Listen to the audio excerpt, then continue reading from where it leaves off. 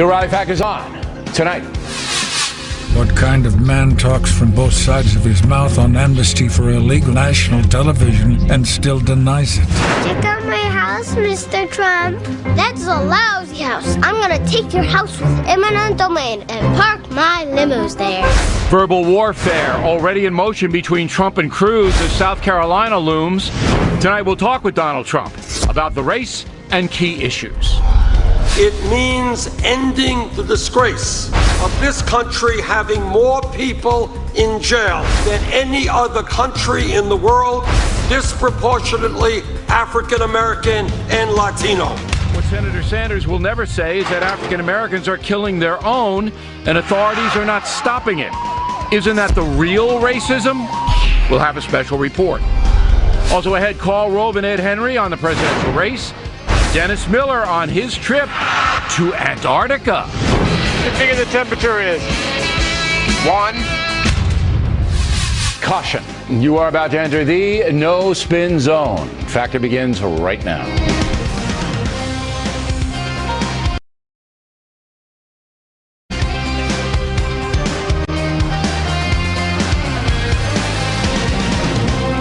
Hi, I'm Bill O'Reilly. Thanks for watching. Verbal war. South Carolina, that is the subject of this evening's Talking Points memo. After last night's vote in New Hampshire, there are 5 viable Republican candidates left standing: Trump, Cruz, Kasich, Bush, and Rubio. Vote in South Carolina will be on Saturday, February 20th, and already attack ads are on the air between Trump and Cruz. What kind of man talks from both sides of his mouth on amnesty for illegals on national television and still denies it?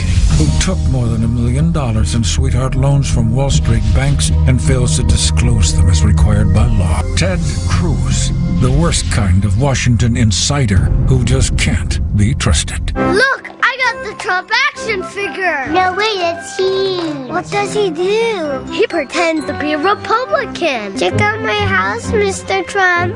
That's a lousy house. I'm gonna take your house with eminent domain and park my limos there. Eminent domain!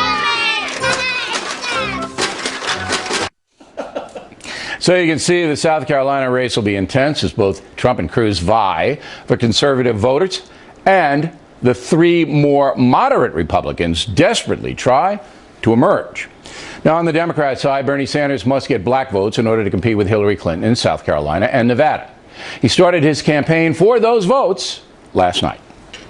When we talk about transforming America, it means ending the disgrace of this country having more people in jail than any other country in the world, disproportionately African American and Latino.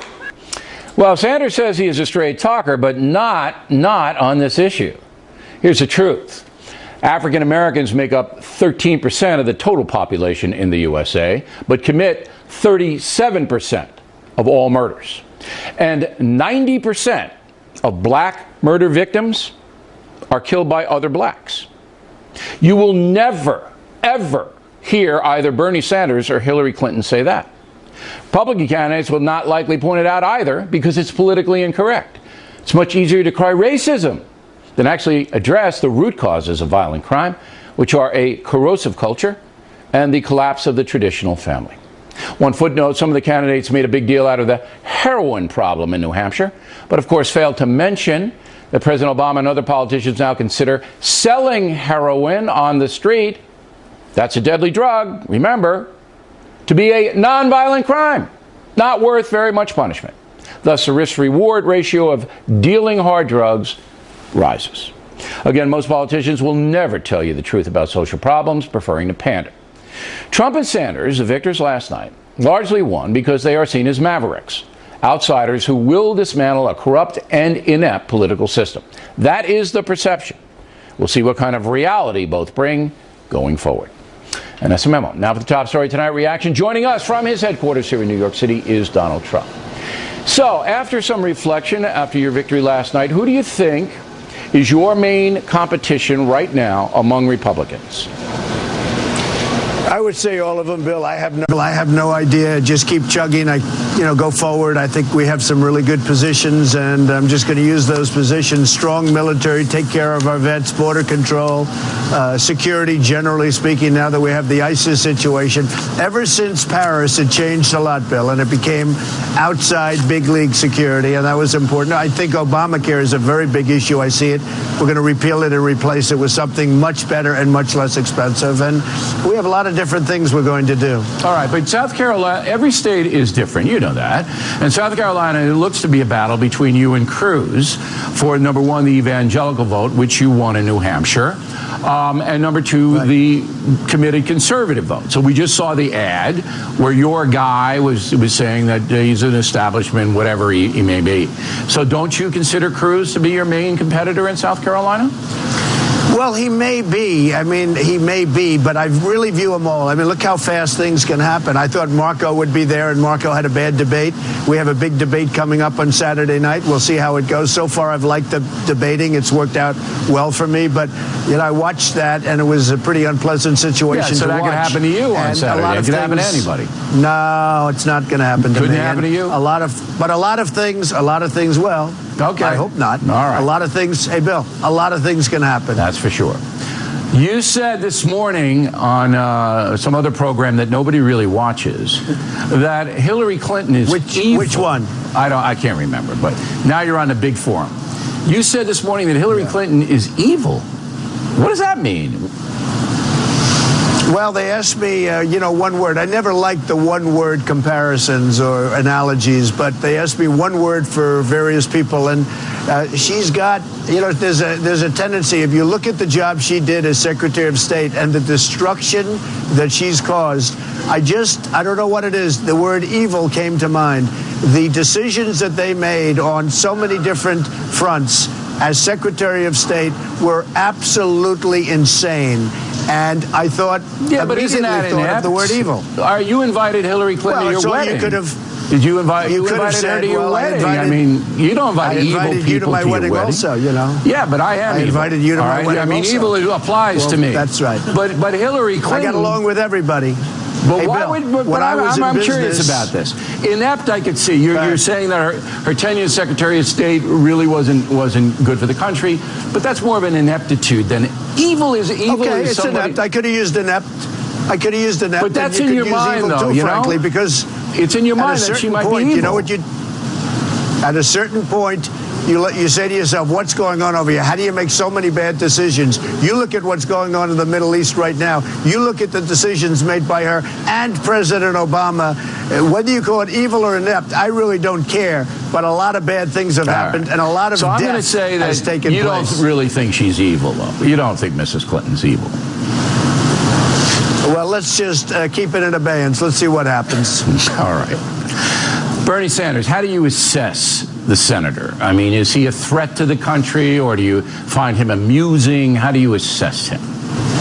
I think he'd be easy to beat. Now, you never really know, but when people start figuring out that their tax bill is going to be 95%, I would think that far outweighs the fact that he wants to give everything away. Somebody's going to pay for it, and you know who's going to pay for it? You and me and most other people. So when that bill gets down and they start talking about a 95% tax bill, I think he loses big league. I'm frankly shocked that a socialist, maybe beyond socialist, maybe communist, who the hell knows, but I'm shocked that a socialist is beating Hillary Clinton so easily. I mean, we'll see what happens, but I'm very surprised by it. I think in the end he won't make it, but we'll see what happens. Do you believe that Bernie Sanders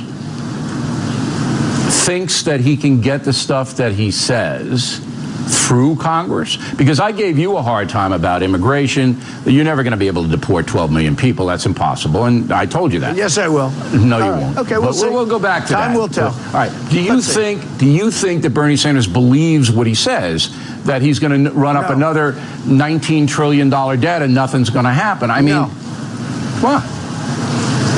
Look, he was a very ineffective senator for years. I mean, he hasn't done anything as a senator. All of a sudden, he's going to totally change the country around? I don't think so.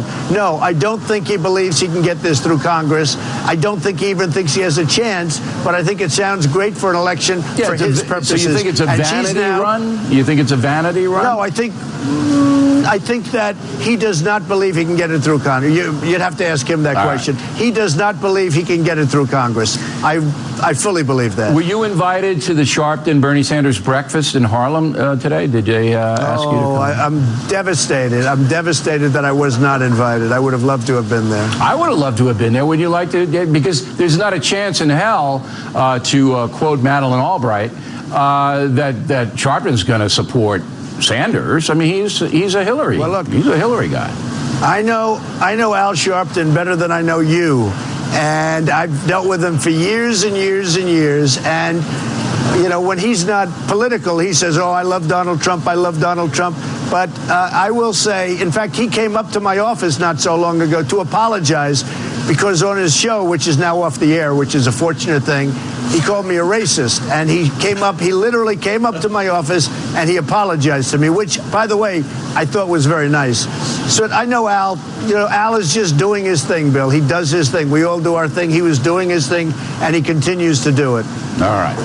I'm going to now have some policy questions for you, if you will just hang tough for a moment, and we appreciate it, Donald, as always. Then later on the program, Miller back from Antarctica. He will chronicle his adventure now with last night's winner of the New Hampshire primary, Donald Trump. Now, Friday, the feds announced that China is selling $366 billion more merchandise to we Americans than we Americans sell back to the Chinese. $366 billion trade gap. Specifically, how will you fix that?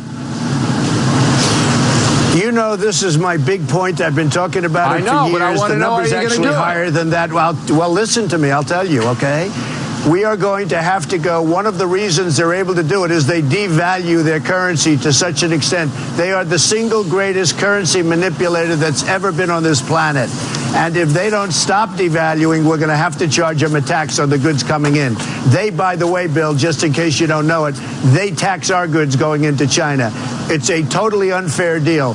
And what's happened, every time they devalue their currency, they make it impossible and more difficult for our businesses to deal with China on the other side. The gap is getting bigger and bigger. It's really called the deficit. The deficit is getting bigger and bigger.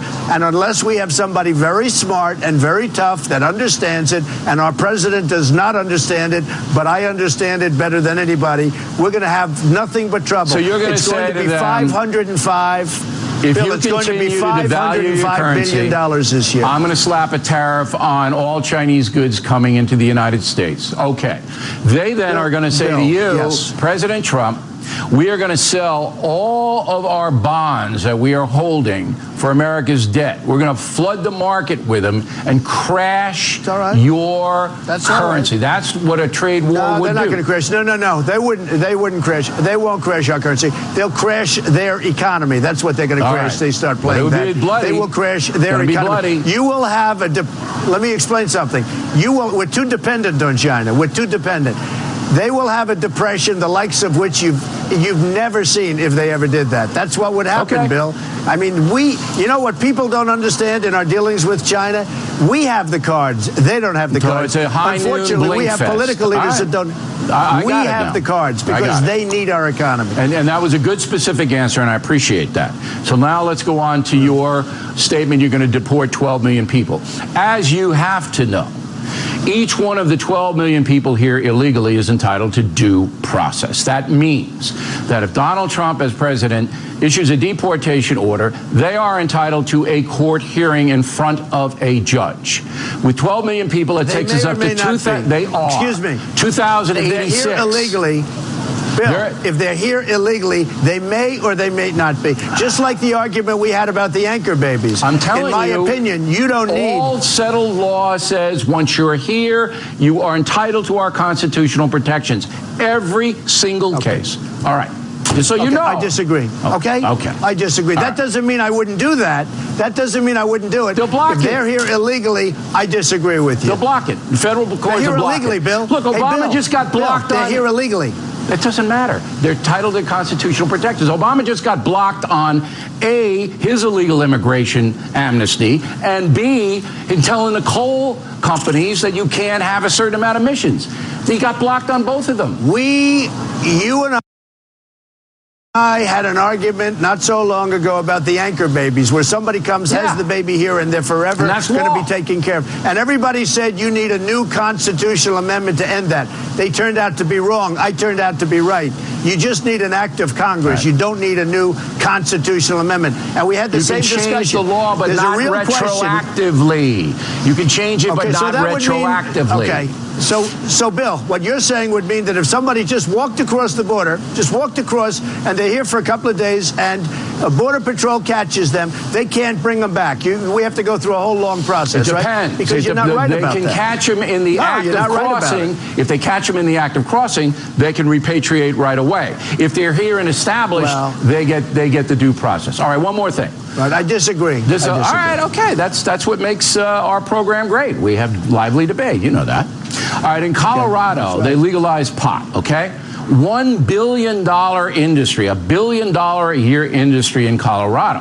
And all of the dealers, all the pushers are going to Colorado, loading up on the free pot because it's legal, not free, legal, and then zooming around the country selling it.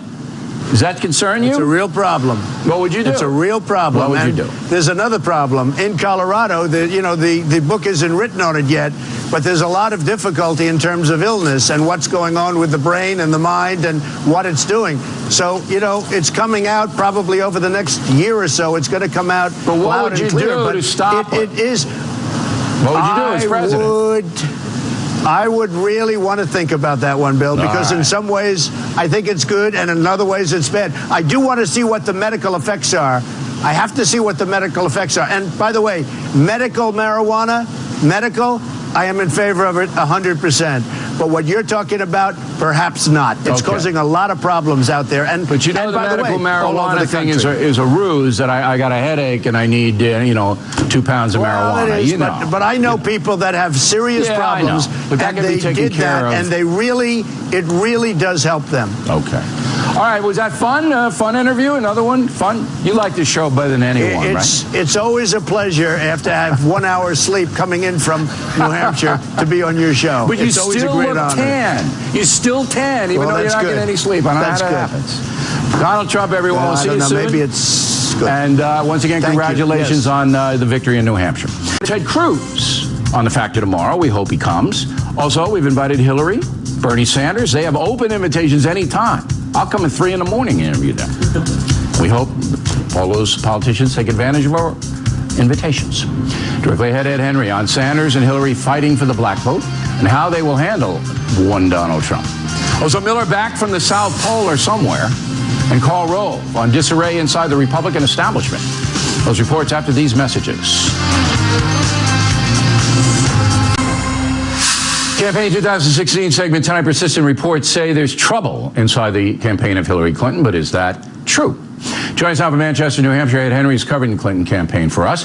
And first of all, I'm glad they left you inside. You were outside all the time. And freezing. The pocket hanky was freezing up. I couldn't even wear it. I had a winter coat covering the pocket hanky. I want to be able to show it out. There are fans of the pocket hanky. You don't like it, but there are fans. Big fans. All right, Hillary Clinton's campaign. Is there angst inside this campaign? Big time after what happened last night. And they're trying to spin it. Yes, March might be a lot kinder to Hillary Clinton once we get down south. We'll talk about that. But they've been pointing their fire privately, people sort of in the Clinton orbit, at Joel Benenson, who was a top pollster for President Obama and is now the top strategist for Hillary Clinton. What did Joel do wrong? Who is Joel? Do we know Joel? No, he's not somebody most of our viewers would know, but he's a very savvy behind-the-scenes guy who got Barack Obama elected twice. How did he screw up with Hillary? Because he's not. The criticism from some Clinton allies is that he's not on message with her. He's not projecting a good message for the campaign. The point is, most of our viewers probably don't know who he is or any of the other strategists. Did they fire sword, Joel? Did he get the axe? Politico said the other day he's on thin ice. That's a message from the pro-Clinton people. Look out. Have somebody else open up your mail, Joel. That was the message that was sent, right? But here's the point. It's not about the strategist. It's about the candidate. And when here in New Hampshire, beyond the horse race, when you have independents breaking 70, 80% to a socialist, you have problems with the candidate, not with the message, not with the strategy. Okay. Now, the black vote now, and you saw the memo coming out of the Clinton campaign that we read last night on our late edition that says, hey, we're going to win all the black votes, so everybody calm down. That's going to put us in the White House. So what do you say? I've got a nugget for you, which is I talked to one of Sanders' top strategists who told me they've already cut some ads that are going to be coming out soon. What do they say? One of them is about Bernie Sanders being arrested.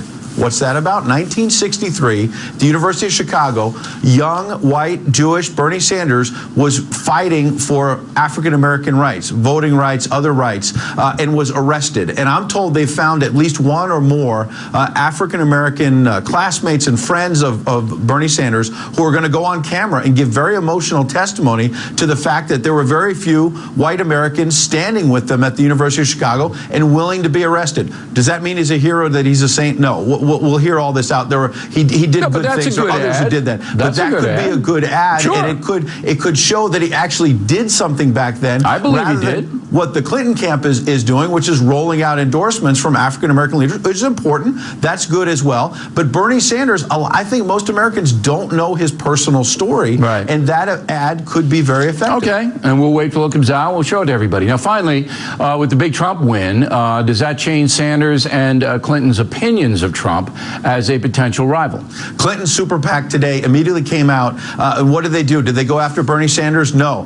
They immediately went after Donald Trump. I think they're trying to change the subject, first of all. But secondly, I think the Clinton camp thinks their best hope right now in the short term to sort of calm Democrats down is to say, look, this is about Donald Trump starting to soar on the Republican side, and a socialist is not going to beat Donald Trump or anyone else. That would be the Clinton argument, not my argument. And that you've got to elect Hillary Clinton because, nominate her because she's more electable than a socialist. Look, again, getting back to for your first question, it's about the candidate herself. People are not buying it yet. Maybe when she goes south, they will start buying it. But they're now trying to go after Trump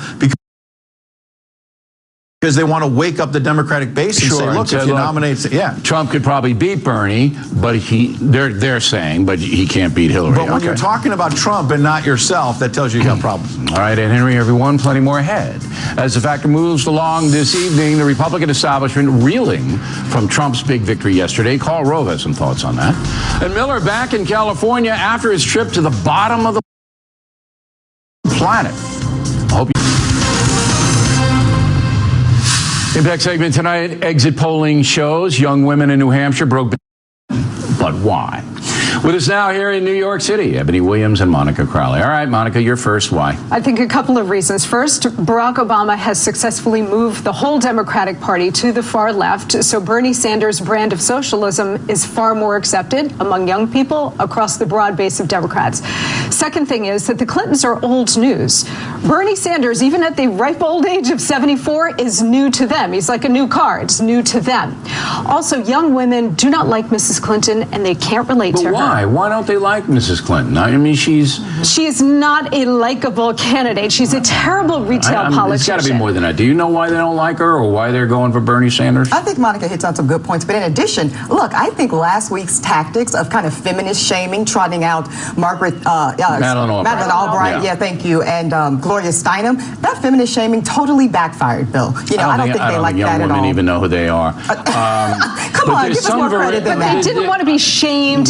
They didn't want to be ordered. It was ridiculous. When you say there's a special place in hell when you don't vote for a fellow woman, that is going to play very poorly with young women. We don't like that. Of course it is. All right. But that was more of a burlesque sideshow. When you cast a vote, there's a reason why people vote. I mean, some people don't know, and they just go in there because their friends tell them to. But there's something resonating about Hillary Clinton among younger women that And I don't know, and I have to say, I don't know what it is, which is why I asked you two to come on, and you're not telling me what it is.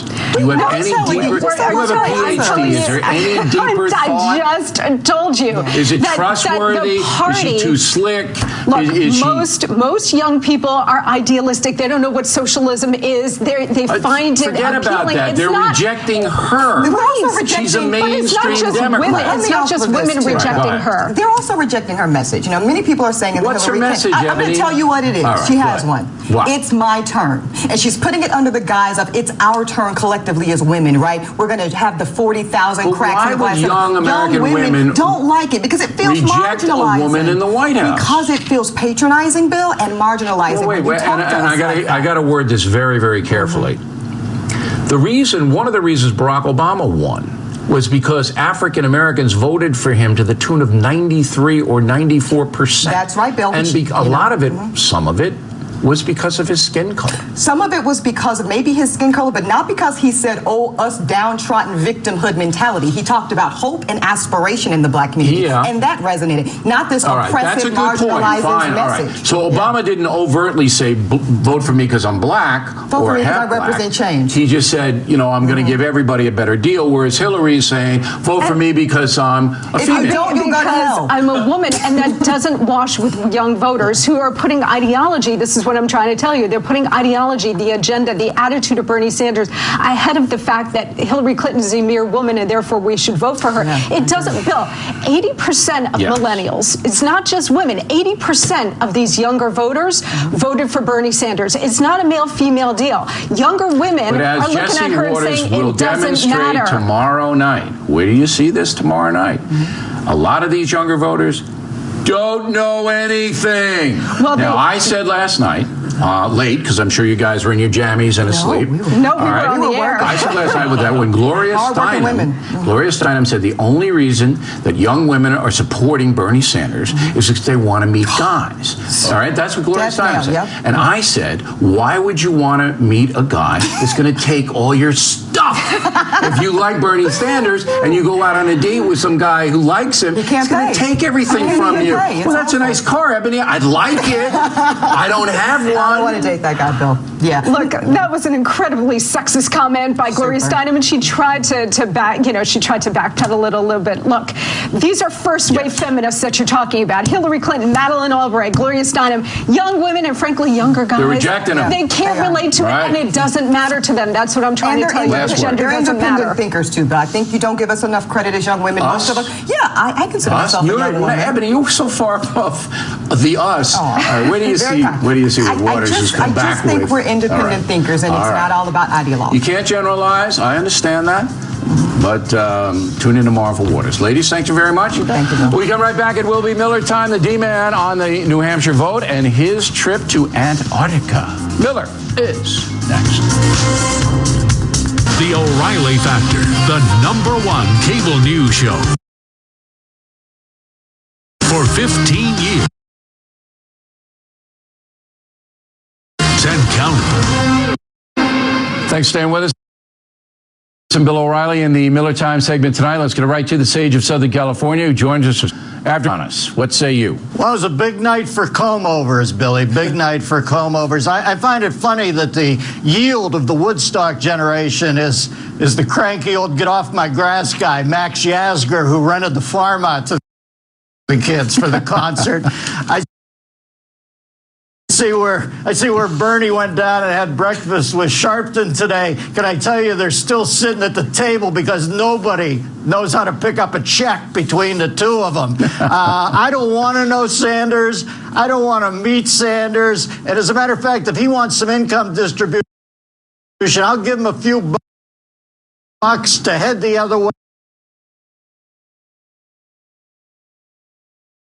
If he sees me first. Hillary, I think, is in real trouble. I'm going to start telling who Hillary is the cavalry. I guarantee you he'll be sitting backwards on the horse when he rides in. Can you imagine what they must have on Jar Jar Biden that he hasn't jumped in yet at this point? The Clintons must have something on him that's exquisite. It's income over there. It's class warfare over there. It used to be the left believed don't trust anybody over 50. Now they believe don't trust anybody over 50K. That's what's happened. And what about Trump winning so big? That surprise you? Well, you can see when Trump's on with you. Listen, you're going to like him, you're going to hate him. There's a bunch of people of each sector. He at least seems candid, you know? When I hear him talk, I think, I can't believe the guy's that unguarded. So you must admit, after watching robots for years, after watching Hillary come out last night in some crazy priest outfit and Bill standing there, it's just nice to see somebody who doesn't act like politicians act over the years. All right. Now, Miller, the beard, you're looking like some German intellectual, you know, Sigmund someone. Was that, that acquired down in Antarctica? Yeah, it's a full Shackleton. I thought if I'm going to go down to the Antarctic Circle, and that's where I made it to 66 parallel south, 66 57 minutes, which is also 60, almost 67 parallel south. You can see the penguins, Billy. They all watch the Factor. They said to say hi. By the way, that thing over my shoulder there is called the B-15K. That iceberg is 16 nautical miles by 3 nautical miles by 100 feet. There's my lovely bride inside that cabin. I found a 1959 issue of a magazine that had Joan Collins on the cover as a young woman. Those are the different tableaus all coming together. The iceberg is an incredible blue down there. It's like the voting block on the big cities of America. That's how blue it is. I think I have a picture of a seal. Do we have that wildlife picture? I sent a picture of a seal. There it is, Miller. There's the seal. Billy, those things, the seal, I've just asked it a question. They lay there all day. I said, who are you voting for? They said Sanders. You can see the seal answering me there. The penguins stink to high heaven. I know they're dressed formally. You look at them, they're all running around. It looks like that party that Sabrina was watching, Audrey Hepburn in the movie. You get up close to them, it just stinks. They're all in tuxes, but they all have irritable bowel syndrome. They're so crazy. Look at them. I stink. I stink. That's because of all the herring they're eating or whatever I eat. You know what I'm talking about there? Well, I don't. And it's hard to take a shower in Antarctica. Everything freezes up. Well, there's no germs down there because of that. Billy, it's the most unbelievable thing you've ever seen. Yeah. If you get a chance to go down there. Maybe we're going to do a show down there, Miller, you know? Are there enough people? We'll do a show. All right, I'm glad you're back. Love the beard, and we appreciate it. As always, Miller, and I would like to remind you that we'd like to thank everybody in Los Angeles and Fairfax, Virginia. VIP tickets for the Who Wants to Be President live show sold out now. But some good seats remain at the Microsoft Theater in LA on March 12th. The Eagle Bank Arena on May 7th. Show's a blast. Info on BillO'Reilly.com. Will Miller have the beard in LA? I'm not sure. Call Rove on deck. Is there chaos inside the Republican establishment thanks to Trump? We're right back with it. Back in the book segment tonight, some inside the Republican Party apparatus are furious Donald Trump has so much momentum right now, and that the other candidates are having trouble gaining traction. In fact, South Carolina Senator Lindsey Graham says that choosing between Trump and Ted Cruz is like choosing whether to get shot to death or poisoned. Joining us now from Austin, Texas, Karl Rove. So would it be fair to say that there's great consternation among the Republican establishment today? Well, I'd say among mainstream Republicans, there is consternation. I'm not certain I'd say furious. Furious, you can be furious about something over which you have control. But in primaries, they are what they are. You do the best that you can. And, for example, in 2000, if we'd been furious about George W. Bush losing the New Hampshire primary, we might not have gotten the job done in South Carolina to come back. Okay, but it doesn't look like on paper anyway that there really is a viable contender to Donald Trump right now. It's kind of scattered among three so-called moderates, Ted Cruz, who is a doctrinaire conservative, and Trump. It doesn't look like anybody's really gaining enough momentum to challenge Mr. Trump, or am I wrong? Yeah. No, I think you're right. I'd quibble on a couple of things. First of all, it's very hard to call Governor Bush of Florida a moderate. He was a very conservative governor. That's the perception among the voters. I'm not going to use the word moderate. I'm going to use the word mainstream. In fact, look, he did better among somewhat conservative. He did better among somewhat conservatives than he did among moderates. It was John Kasich who did better among moderates than he did among conservatives. So look, but I think the fundamental point is absolutely right.